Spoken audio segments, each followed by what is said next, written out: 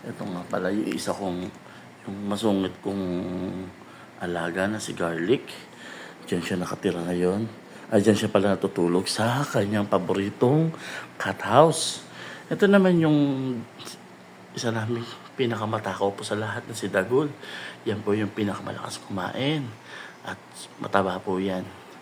Ito naman po yung si Happy, isa sa mga ampon namin. Yan po ay binigay lang po sa amin at kami na rin po ang nagpalaki. Maganda po yung kulay niya. Talagang nakakaasar po siya kung minsan dahil sobrang kulit niya. Si Happy po yan. Sobrang happy po talaga niya. Masayahin siyang pusa. Ito, si Dagul, sobrang antukin dahil sa sobrang takaw. Ayan sila. Ito naman si Lucy.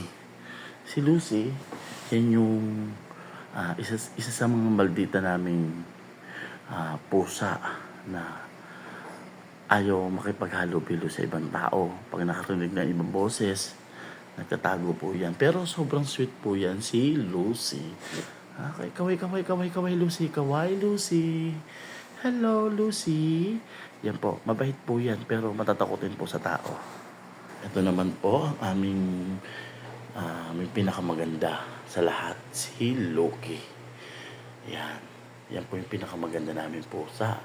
Nakikipag-usap po yan. Kapag gising yan, medyo tulog lang po siya. Kaya hindi siya sumasagot. Diba, Loki? Loki? Loki? Oh, diba? Sumagot siya.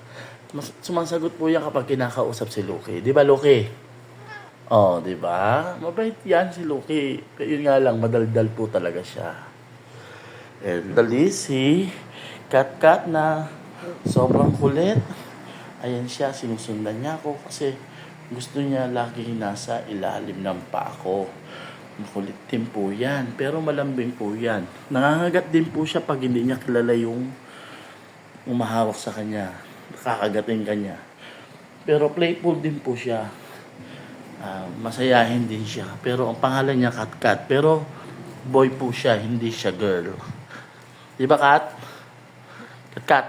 Oh, yan. Siya. Okay, see you on my next video guys. Bye-bye.